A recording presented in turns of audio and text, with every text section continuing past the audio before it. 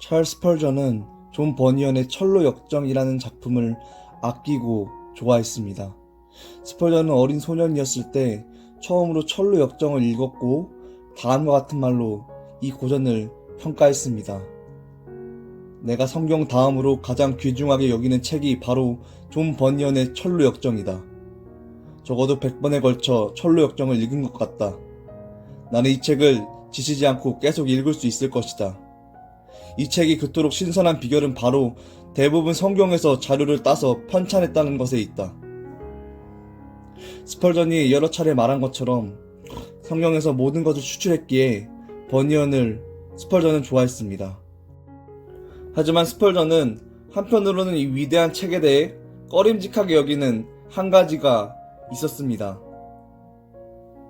저는 존 버니언의 애호가입니다. 하지만 그가 무오류하다고 생각하는 건 아닙니다. 어느 날은 제가 존 버니언에 대해 훌륭하다고 생각되는 이야기를 접한 적이 있습니다. 에딘버러에 선교사가 되고 싶었던 한 젊은이가 있었습니다. 그는 현명한 청년이었습니다. 그는 이렇게 생각했습니다.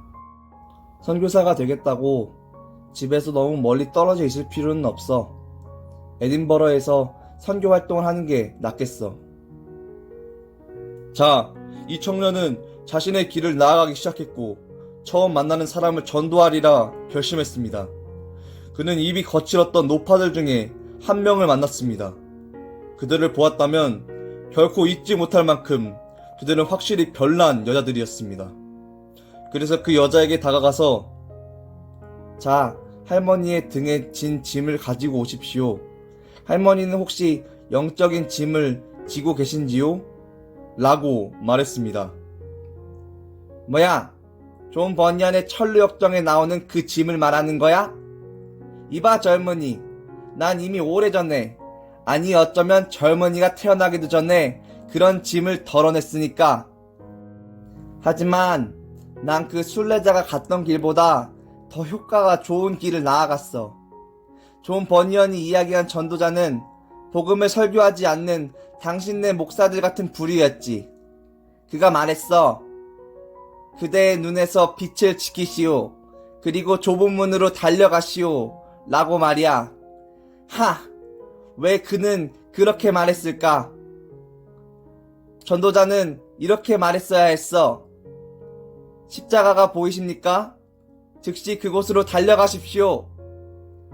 하지만 대신 전도자는 그 불쌍한 순례자를 좁은 문으로 먼저 보냈어.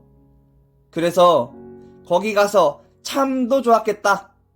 그는 깊은 구렁텅이에 빠져 나뒹굴었고 그 때문에 거의 죽을 뻔했지. 청년이 물었습니다. 그래서 할머니가 절망의 구렁텅이를 견뎌내시기라도 하신 건가요? 노파는 이렇게 말했습니다. 그래, 하지만 내 등에서 짐을 지기보다 짐을 떼어낸 채 견뎌나가는 게 훨씬 쉽다는 걸 깨달았어. 노파의 말이 맞았습니다.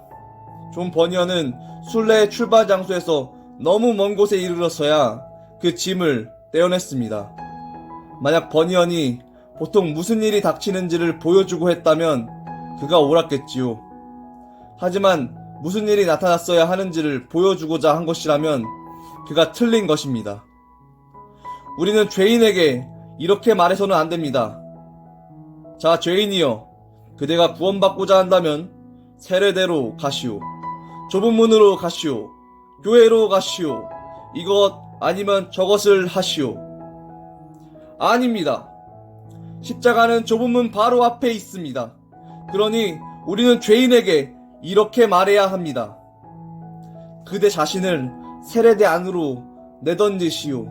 그러면 안전할 것입니다. 하지만 등에 진 짐을 내던지기 전까지는 안전하지 못할 것입니다. 그리고 십자가의 발치에 누워 예수 안에서 평화를 찾으십시오.